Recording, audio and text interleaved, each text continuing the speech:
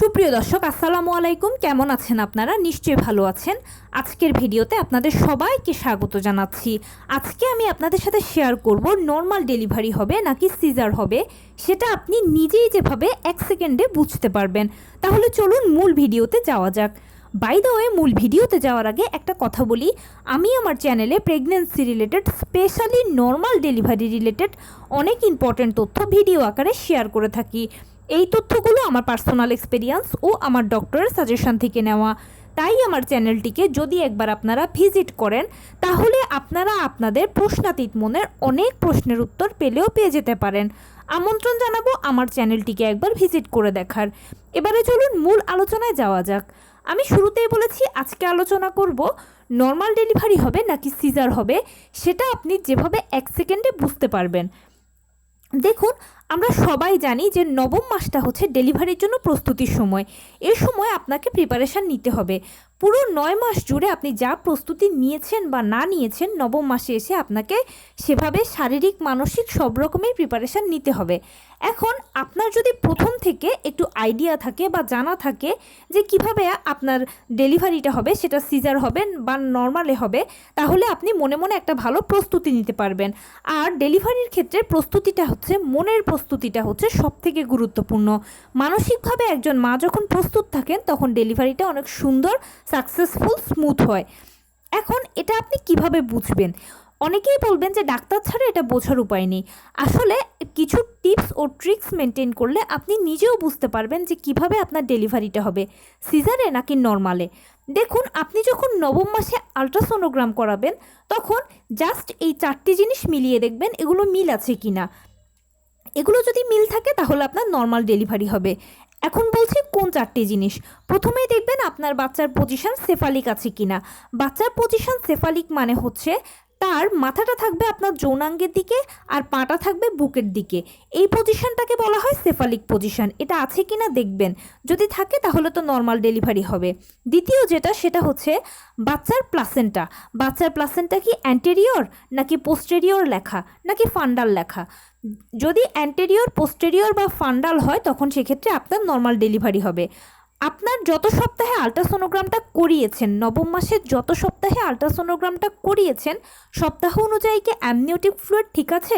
যদি ঠিক থাকে তাহলে তো নর্মাল ডেলিভারি হবে। আর সবচেয়ে বড় কথা, আপনার বাচ্চা কি সার্বিকভাবে সুস্থ আছে, মানে ওর গলায় কোনো নাড়ি পেঁচানো নেই বা গর্ভের ভেতরে ও কোনো সমস্যার মধ্যে নেই, এই ধরনের যদি না থাকে, মোটামুটি সে যদি সার্বিকভাবে সুস্থ থাকে, তাহলে নর্মাল ডেলিভারি নিশ্চিত। এবং সেই সাথে আপনি সুস্থ আছেন সার্বিকভাবে, মানে আপনার জটিল কোনো রোগ নেই। ধরুন আপনার হাই ব্লাড প্রেশার, ডায়াবেটিস, গল ব্লাডারের সমস্যা, এগুলো কিচ্ছু নেই। আপনি মোটামুটি সার্বিকভাবে ভালো আছেন, সুস্থ আছেন।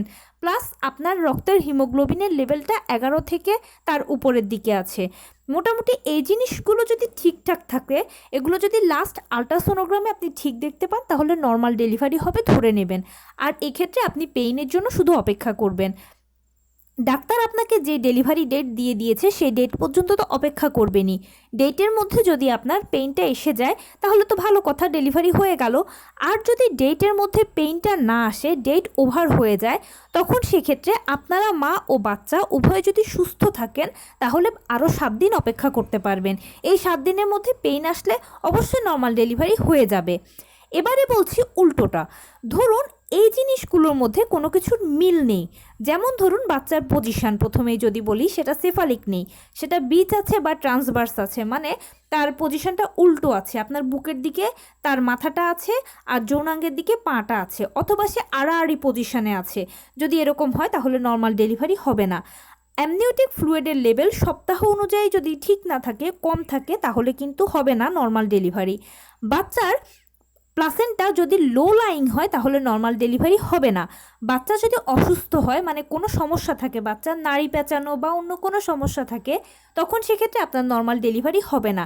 আপনার যদি কোনো জটিলতা থাকে, ধরুন আপনার বয়স হয়ে গিয়েছে 35 বা তার বেশি, প্লাস আপনার হাই ব্লাড প্রেশার আছে, ডায়াবেটিস আছে, অন্য কোনো সমস্যা আছে, এরকম যদি হয় বা হিমোগ্লোবিনের পরিমাণ কম আছে রক্তে, এছাড়া অন্য কোনো সমস্যাও যদি হয় আপনার, তাহলে কিন্তু নর্মাল ডেলিভারি হবে না, সেক্ষেত্রে আপনার সিজার লাগবে।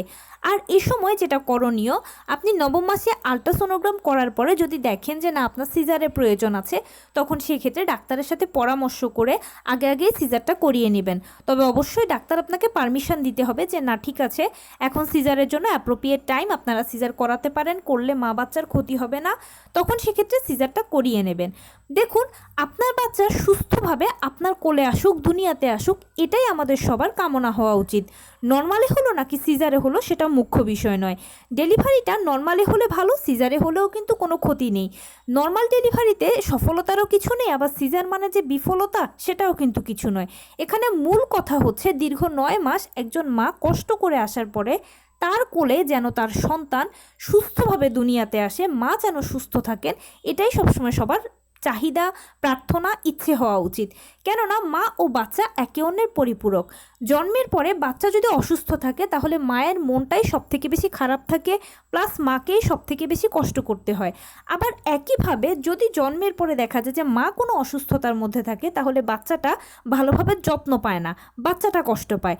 তাই মা ও বাচ্চা উভয়ই যেন সুস্থ থাকেন এবং সুস্থ সুন্দরভাবে যেন ডেলিভারিটা সম্পন্ন হয়, এটাই আমাদের সবার সবসময় প্রার্থনা হওয়া উচিত। নর্মাল বা সিজার কোনোটাই এখানে মুখ্য নয়, এই দুটো জাস্ট ডেলিভারির একটা প্রসেস, আপনার বাচ্চা দুনিয়াতে আসার একটা পদ্ধতি মাত্র।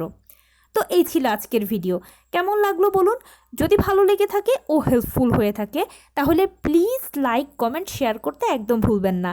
আর সেই সাথে আমার চ্যানেলটিকে সাবস্ক্রাইব করার বিনীত অনুরোধ রইল। পাশে থাকা বেল আইকনটিকে ক্লিক করে দেবেন যেন আমি ভিডিও আপলোড করার সাথে সাথে আপনার নোটিফিকেশান পেয়ে যান। যদি কোনো প্রশ্ন থাকে কমেন্টসে জানাবেন, আমি রিপ্লাই দেব।